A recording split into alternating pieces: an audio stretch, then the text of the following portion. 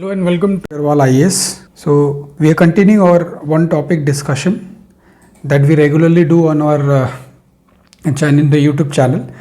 And on this 4th of November, we have a very new topic, that is Academic Freedom Index of 2020. There has been this index has been released in the month of July and August, okay, this year.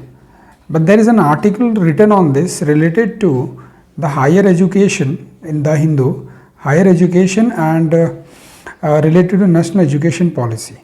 But we have to look in a more comprehensive manner that how and academic freedom that we are looking for in a democratic setup, how it is getting impacted by, or what are the problem that the country or higher education system is facing for the autonomy, so that the academicians should get a better freedom. Okay, now this questions becomes very important for, especially for two things, for your GS paper 2 and GS paper 4. Okay, the ethical concern of that, concern in ethics, okay, that is related to societal ethics. Okay, one is that area.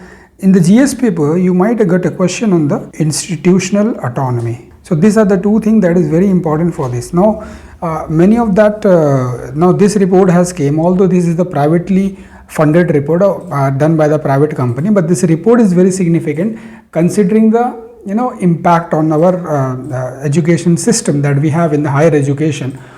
Although we are striving to get into the top 100 world best universities, but we are not able to go through that. Okay, there is a lot of problems in that, and we are going to focus on a little bit on that area as well. Okay, let's first start the finding of the report. Now this report is basically give you can say the index is prepared on the basis of 0 to 1.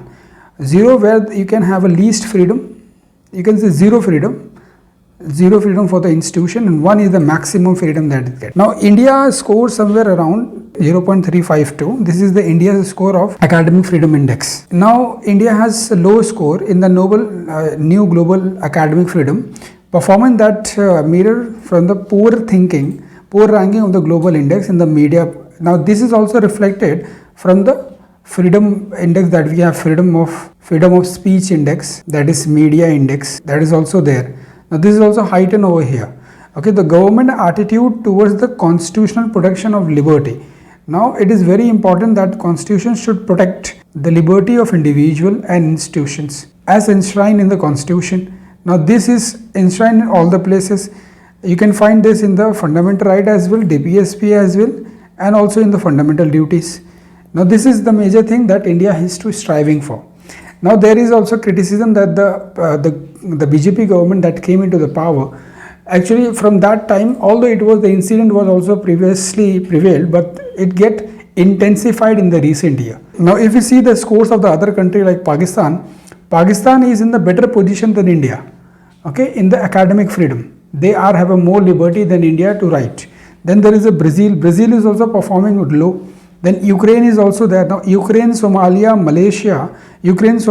and Brazil is in the league of India, and India is also performing more poorly than these countries. If you see who topped this, then the Uruguay is the one. Portugal has topped the list by 0.971 in each. Okay, both of them got it.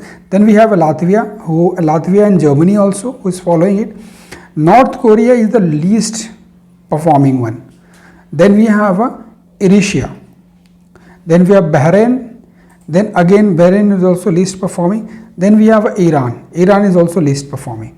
Okay, so these are the problem. You can see the major, wherever there is a non-constitutional government is there, or non-democratic countries is there, they are performing the least. There are the major reasons for that. We will be looking for the reasons also. So let's see our discussion. Now let's see, now if we see this, now this report is prepared by, this is one Sweden university is there in Sweden, that is known as Gothenburg University. Over there it is developed, the professor or the team of many peoples, or team of many comparison of many institutions, and this is led by University of Gothenburg.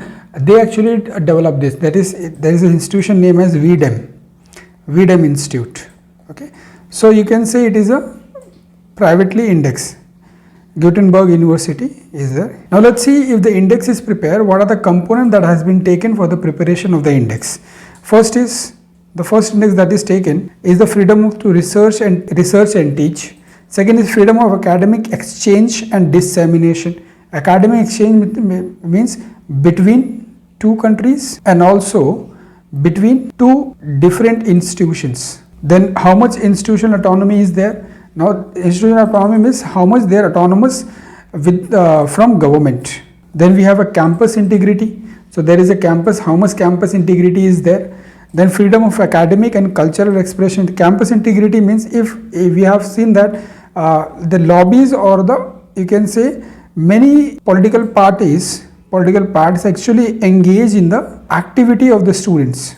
So they form the student unions, and all political party has the student union. So there, whether they are in a conflict with each other or they are in a healthy debate to each other. So this has also been discussed in that, recorded. Freedom of academic and cultural expression is there or not? Constitutional provision is there or not? Academic freedom is there or not?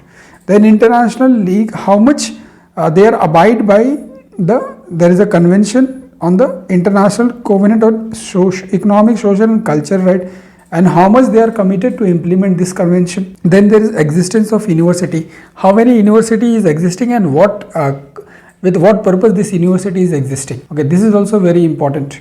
Then we have higher education expansion. Let's see our higher education expansion in India. Okay, higher education expansion in India. How in India the higher education is expanded, how they are functioning.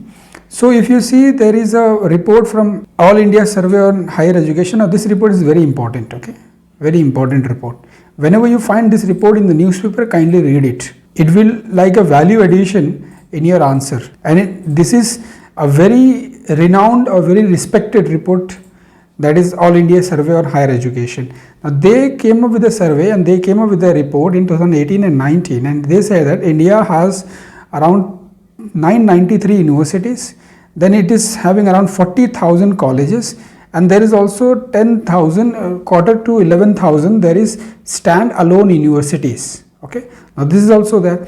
Now of these 385 universities and 78% of the college are privately managed. Now if you see the university, approximately you can say in the context of that approximately 35% of the university are privately managed, 65 as you can say the public managed by the government, and 1394 university and 60% of the colleges are located in the rural area. This is also important. There is a clustering in that.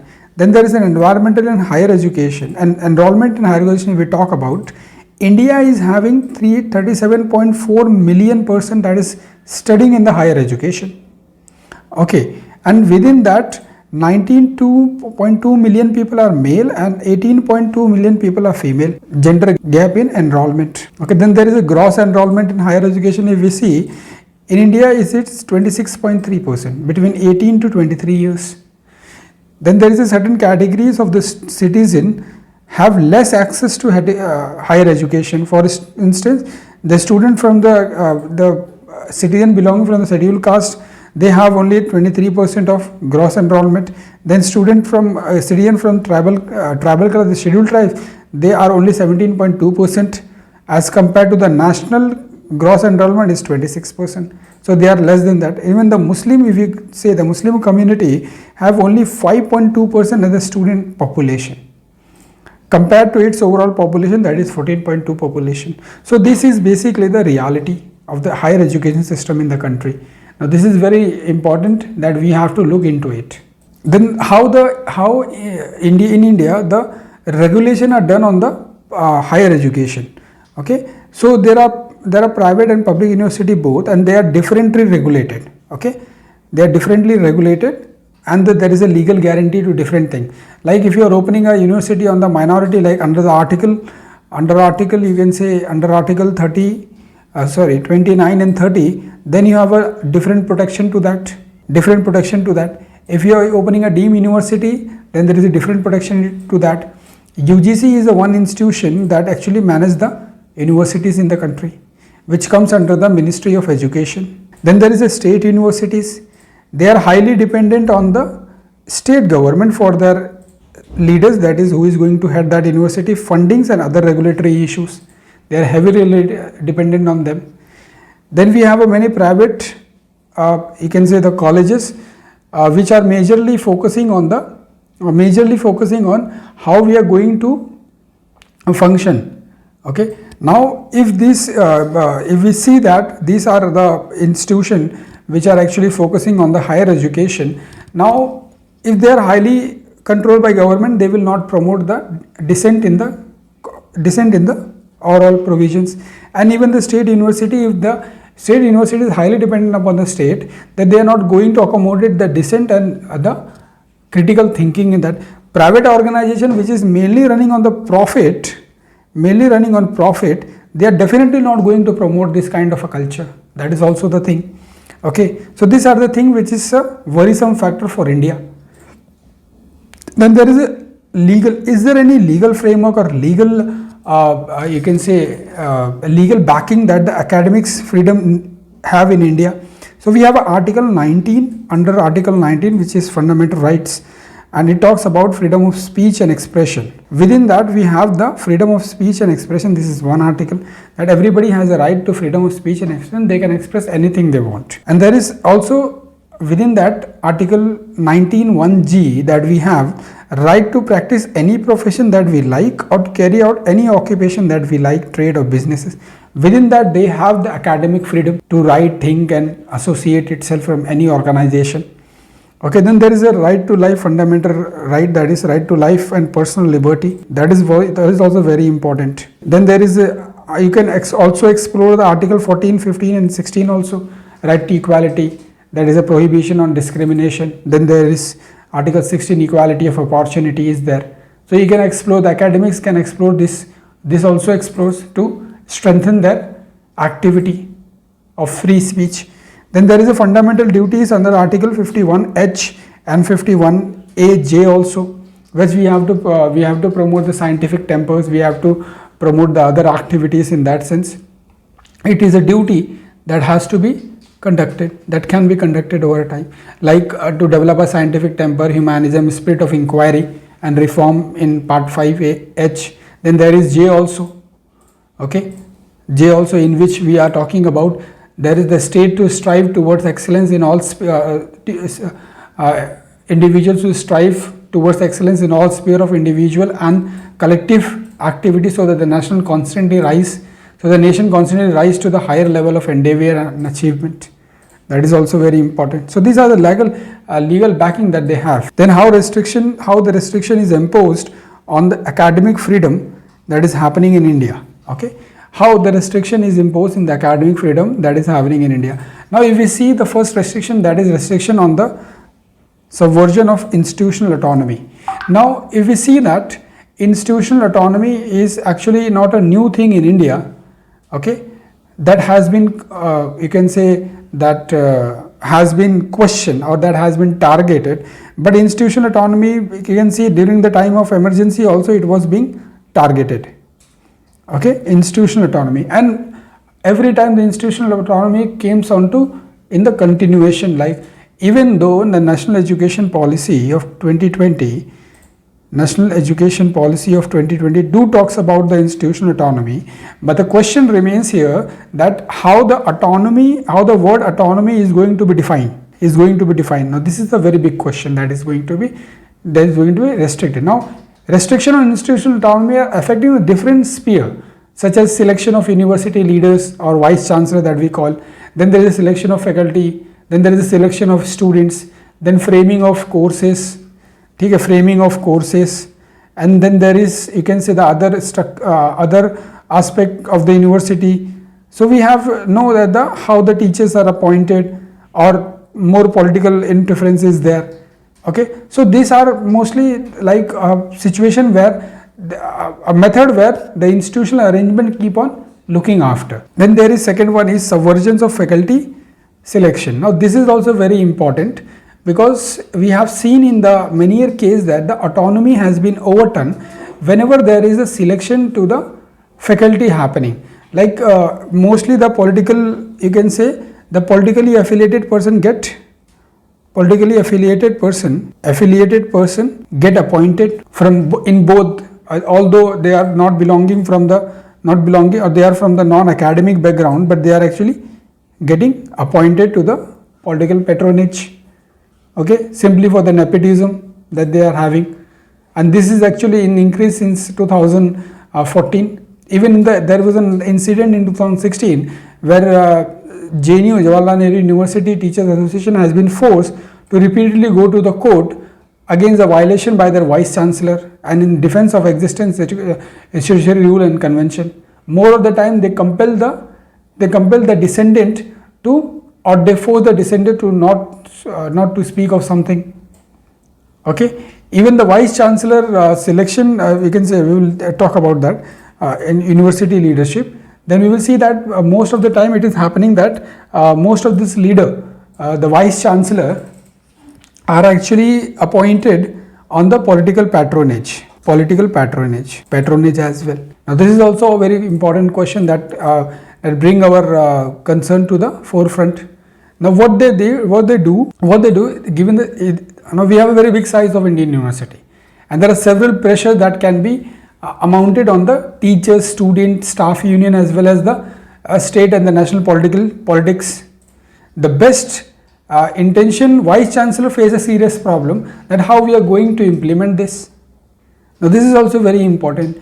Since 2014, there is a rise in this kind of an activity. The vice chancellor are increasingly politically appointed, as they are the head of the various bodies set up to protect the research in the different field. The government systematically filled the academic leadership position with the right-wing ideology and the pro-government sympathizer with no proper academic publication also. Now this is also a major problem.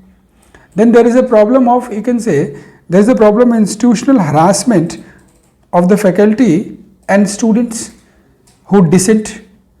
Like in case of student who dissent, university are routinely restoring to the restrictions, expulsion, withholding their scholarship. There is a very good example is Rohit Vemula from Hyderabad University, where he was harassed on the caste discrimination. Okay, his scholarship has been withheld. There was a many problem on that, although there was a lot of nationwide call has been given on this.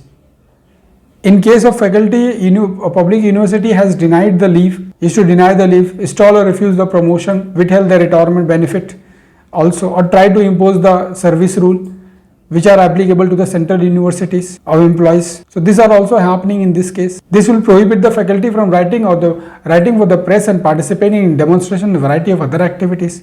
Like in 2019, what happened in 2019, Delhi High Court has said that the JNU Vice Chancellor has attempted to do such thing, and the court has stayed that order of the JNU Vice Chancellor, okay, to penalize the faculty for not observing the rule because they have participated in the demonstration activities. So these are the problems that India is facing right now related to the academic freedom. So thank you very much. We will be coming up with a new OTD every day. So keep watching. Thank you.